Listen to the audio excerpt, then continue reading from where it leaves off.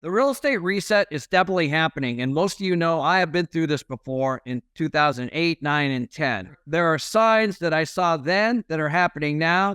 And stay tuned because this video will show you what's happening next. So this next slide is a little tongue-in-cheek, but obviously it's talking about relax. My broker says the economy will bounce back. And the homeless guy says, I am your broker. It's exactly what's happening now. So commercial brokers and mortgage brokers alike continue to say that rates are going to go down, even when the Federal Reserve itself is publicly stated over and over they're going to continue to raise interest rates until they tamper inflation. They've got as far as even saying that they're going to continue to raise them even this month. Now, I do understand the optimism, but there's nothing that points at the fact that rates are going to go down. If anything, they're going to stay this way for a while. And that's why I continue to say, stay alive to 25. So I believe rates are going to stay pretty close to the way they are through the end of next year. There are also things that nobody can refute, and that is expenses are up and inflation is still a problem. And that's not just interest rate expenses. We're talking about utilities and property taxes, insurance, which we're going to talk about next. So this next slide represents what we call precession. And the way it works is if you drop a pebble in the pond, it has ripple effects. And each one of those rings is an actual event. Buckminster Fuller used to talk about precession a lot.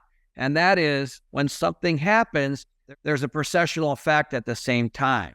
So at the very center of this, I put all the interest rate increases. And I think we're right now at 11, soon to be potentially 12. So what happens when rates go up? There's a precessional effect that the Fed wants, and that is they actually want consumer spending to be reduced. When rates are low and there's cheap money, people use that cheap money to push up asset prices. And so the Fed does the opposite. They raise rates in order to decrease asset prices. So those could be things like automobiles or real estate in this particular case. So there should be no question that real estate values have been adjusted and are down. The real estate market is bifurcated. You've got your residential and you've got your commercial. By far, commercial is more affected than residential. However, residential has still been affected. So many of you might be asking, when interest rates go up, why do values go down? So here's why. Let's say you were trying to get a $100,000 loan 2 years ago when rates were 3%. And now, fast forward, they're 7%. Using simple interest, 3% of $100,000 is $3,000. At 7%, it's $7,000. That's a $4,000 difference in the loan cost, even though the property value may not have changed. So as a borrower, my costs are more. So now I'm going to offer less than the seller wants. I've tried to solve to my cash flow, and in that example I just gave you, you saw that my cash flow went down by $4,000 just because interest rates went up. What real estate investors are trying to do is solve to a return or a cash on cash. And when the cost to borrow goes up, they have to offer less. And then, of course, the seller has to come down off that price. So what we've experienced in the last year plus is a wrestling match between what the sellers believed that their property was worth and what the buyers wanted to pay. And that is starting to reset right now. So as these values reset downward, the buyers are starting to default on their loans as they come due. And the banks are now in a situation where the properties are not actually worth the loan, just like happened in 2008. Now, this is mostly happening in the commercial markets, specifically office buildings, multifamily, retail, malls, etc. As you guys know, there's lots of reasons, and I've done many videos on this. Underneath the banks are the general partners and the limited partners. In many cases, the general partners may or may not have money in the deals, and the limited partners often put up all the money. And typically this is in the form of a down payment. Problem we have right now is that LP money that was used for the down payment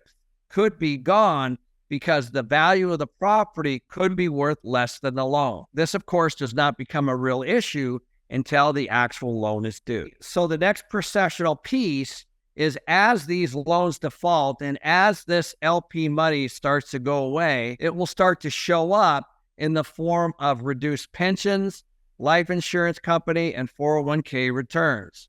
You will start to see these in your quarterly payments. Many of you might not even know that you could be involved in some of these commercial real estate deals. because these pension, life company, and 401k managers have discretion as to where they want to place your money. This is the entire point of being financially literate, to understand where your cash is going. But at the same time, what we're starting to see, because interest rates are up, real estate supply is actually down, because the higher cost of interest reduces the investment in properties and the investment in building new construction properties, which reduces the supply. What we're seeing right now is that property tax revenues are down significantly. We're seeing this specifically in areas like Seattle, Portland, and San Francisco. There's lots of reasons why the buildings are vacant and people aren't going back to work in those cities. But what I really want you to focus on, the tax revenues that were there initially to run those cities have dwindled dramatically, which has created big problems and big deficits in those cities. Well, so what happens in your life when your expenses are one thing and your income goes down? You have to look at it that way. So these cities, what they're starting to do is they're starting to cut the city and county services.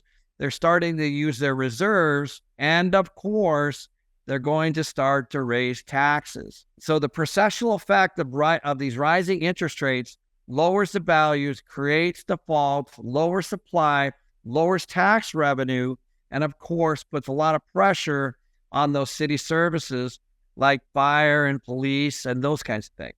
And the cities start to cut those, and their only solution, of course, is to raise taxes. And that's what you're going to start to see next. And in one of my prior videos that you guys might have seen, I talk about this and I call it the doom loop. So what does this all mean and where are we? Well, this last slide, you can kind of see in the beginning, during the real estate boom, when rates were low, there's optimism, excitement, thrill, and everybody's like, I am so smart.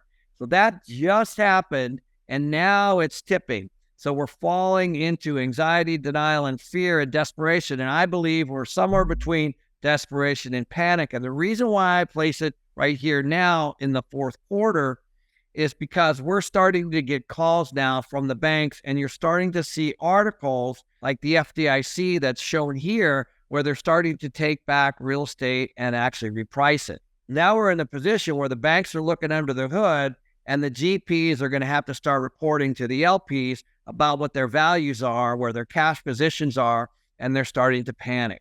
Obviously, we're all waiting for relief, but we still have a little ways to go. Build your cash reserves and wait, because we are literally just in the first few innings. And when this starts to tip, it's going to start to go much quicker. And then I want you to be in a position sometime next year to be able to buy some of these assets that were once toxic to the very lenders that lent them once before.